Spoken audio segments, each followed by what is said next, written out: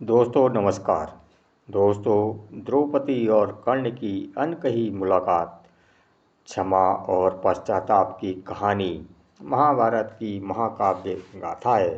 द्रौपदी का चीरहरण एक ऐसा क्षण था जिसमें पूरे युग को हिलाकर रख दिया था।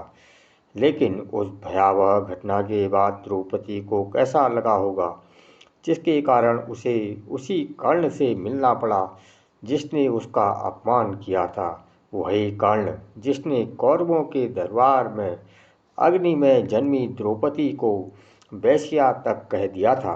इतना कुछ सहने के बाद भी द्रौपदी ने कर्ण के शिविर में अकेले जाने का विकल्प क्यों चुना, जानने के लिए इस वीडियो को अंत तक जरूर देखें।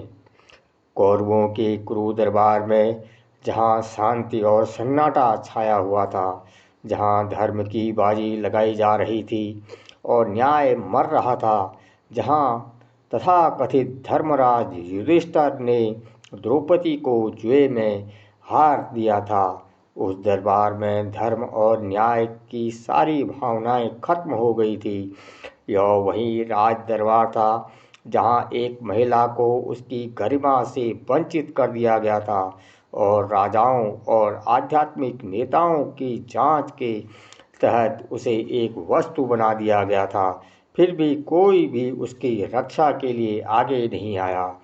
क्या आप एक महिला के अपमान की कल्पना कर सकते हैं, जब कोई भी, ना तो उसके पांच पति, न ही भीष्म जैसे आदरणीय बुजुर्ग, न ही गुरु द्रोण, न ही राजा धृतराष्ट्र उसके लिए लड़े खड़े हुए होंगे। लेकिन एक आदमी था जो चुप नहीं था, एक आदमी जिसने आग में घी डालने का काम किया, सूर्यपुत्र कर्ण, जिसका नाम था। कर्ण ने न केवल द्रौपदी के पांच पतियों को शर्मिंदा किया, बल्कि उसे भरे दरबार में एक वेश्या कहा। एक ऐसा अपमान जो किसी भी महिला के लिए असहनीय होता है। इतनी ही नहीं, इस जब दुशासन ने द्रौपदी को उसके बालों से घसीटता और उसे निरस्त करने की कोशिश की तो कर्ण चुप नहीं रहा। वह दुशासन को उकसाता रहा। साल बीत गए, महाभारत का युद्ध अब अपरिहार्य था। तभी एक अकल्पनीय घटना घटी। द्रौपदी ने कृष्ण से कर्ण से अकेले मिलने की अनुमति मांगी। कृष्ण ने उसे रोकने की कोशिश की और कहा, तुम उस आदमी के पास क्यों जाना चाहती हो जिसने कभी तुम्हारा अपमान किया था। लेकिन द्रौपदी ने जवाब दिया, हे माधव, मेरे दिल में कुछ सवाल हैं जिनका जवाब सिर्फ कर्ण ही दे सकता है। युद्ध से पहले मुझे वो जवाब चाहिए। कृष्ण ने मुस्कुराकर उसे अनुमति दे दी, लेकिन अर्जुन और युधिष्ठिर को इस मुलाकात के बारे में पता नहीं चला था। रात का समय था। कर्ण अपने शिविर में आराम कर रहा था जब उसके द्वारपालों ने उसे बताया कि पांडवों की पत्नी द्रौपदी उससे मिलने आई है। कर्ण हैरान रह गया। उसने द्रौपदी का तंबू में स्वागत किया। कर्ण के चेहरे पर ना तो नफरत थी ना गुस्सा, सिर्फ पश्चाताप के अलावा और कुछ भी कर्ण के चेहरे पर नहीं था। द्रौपदी ने सीधे उसकी आंखों में देखा और पूछा, कर्ण, क्या तुमने उस दिन मुझे वाकई वेश्या कहा था? क्या तुम्हारी नज़र में एक औरत की इज्जत इतनी छोटी है? कर्ण का गला रुध गया। उसने कहा, द्रौपदी, यदि तुमने अपने स्वयंवर में मेरे स्वाभिमान को अस्वीकार न किया होता तो शायद मैं कभी ये शब्द न कहता। मैं आज तक उस अपमान को नहीं भूला हूँ।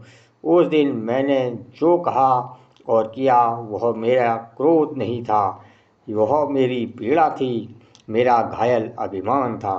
द्रौपदी ने फिर पूछा, कर्ण, यदि मैंने तुम्हारे अपने स्वयंवर में स्वीकार न किया होता तो क्या सब कुछ अलग होता?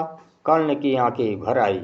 हाँ, उसने कहा, शायद यह युद्ध कभी ना होता, शायद मैं कभी धर्म के मार्ग से भी ना भटकता, शायद तुम मेरी पत्नी होती और मैं तुम्हारे सम्मान की रक्षा करने वाला होता। द्रौपदी चुप हो गई। फिर उसने एक और सवाल पूछा, क्या तुम अब भी मुझे उसी तरह देखते हो जैसे तुम उस दरबार में देखते थे? कर्ण ने उत्तर दिया, नहीं, आज मैं तुम्हें अपराध की नज़र से देखता हूँ द्रौपदी। जिस तरह से मैंने तुम्हारा अपमान किया है, उस दर्द ने मेरी आत्मा को जला दिया है। द्रौपदी की आंखों में आंसू आ गए। उसने कहा, कर्ण, जब कृष्ण ने मुझसे कहा कि तुम भी कुंती के पुत्र हो, तो मैं अपने सारे घाव भूल गई। मैंने यह भी सोचा, अगर मेरे 5 पति मेरे सम्मान की रक्षा नहीं कर सके तो शायद तुम कर सकते थे। शायद तुम भी मेरे रक्षक थे। कर्ण स्तब्ध रह गए। उसने पूछा, तो क्या तुम मुझे स्वीकार कर सकते हो? द्रौपदी ने कहा, अगर भाग्य ने हमें कोई दूसरा अवसर दिया होता, तो अगर तुमने खुद को सच्चाई से दूर नहीं किया होता, तो हाँ, मैं तुम्हारी हो सकती थी। यह कहते हुए द्रौपदी की आंखों में फिर से आंसू भर आए। कर्ण ने अपना सिर नीचा करके कहा, द्रौपदी, मेरे बेदाग जीवन पर सबसे बड़ा दाग तुम्हारा अपमान है। अगर मैं मरने से पहले सिर्फ एक चीज़ मांग सकता तो वो तुम्हारी माफ़ी होती।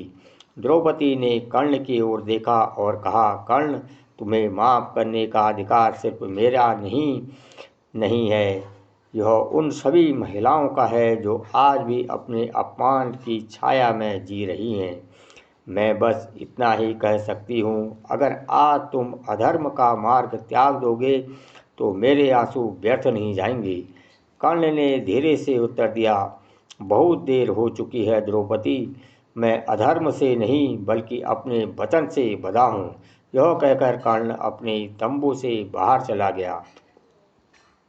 वह मुलाकात फिर कभी नहीं हुई, लेकिन इसने कर्ण की आत्मा पर इतना गहरा प्रभाव डाला कि अपने अंतिम क्षणों में जब वह युद्ध के मैदान में मर रहा था, उसने कृष्ण से सिर्फ एक वरदान मांगा कि द्रौपदी के आंसू व्यर्थ न जाएं।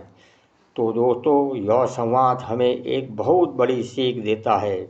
जहाँ एक महिला अपमान सहकर भी क्षमा कर सकती है, वह एक योद्धा भी अपने अंतिम समय में पश्चाताप के आंसू बहा सकता है। कर्ण और द्रौपदी दोनों ही अपने अपने तरीके से महान थे। उनकी मुलाकात सिर्फ दो किरदारों के बीच संवाद नहीं थी, यह एक अनकही मुलाकात थी। यह क्षमा और पश्चाताप का संगम था, जहाँ द्रौपदी ने अपने अंदर की आग को करुणा में बदल दिया, वहीं कर्ण, जो युद्ध के मैदान में अमर होने वाला था, उस रात अपने ही मन में पराजित हो गया। तो दोस्तों, यह थी आज की कहानी। इस मुलाकात के बारे में आपके क्या विचार हैं, हमें कमेंट में ज़रूर बताइए। अगर आपको वीडियो पसंद आया तो इसे लाइक करें और शेयर करना ना भूलें। और अगर आप चैनल पर नए हैं तो सब्सक्राइब करना ना भूलें। तब तक लेते हैं आपसे विदा। जय सिया राम। हर हर महादेव।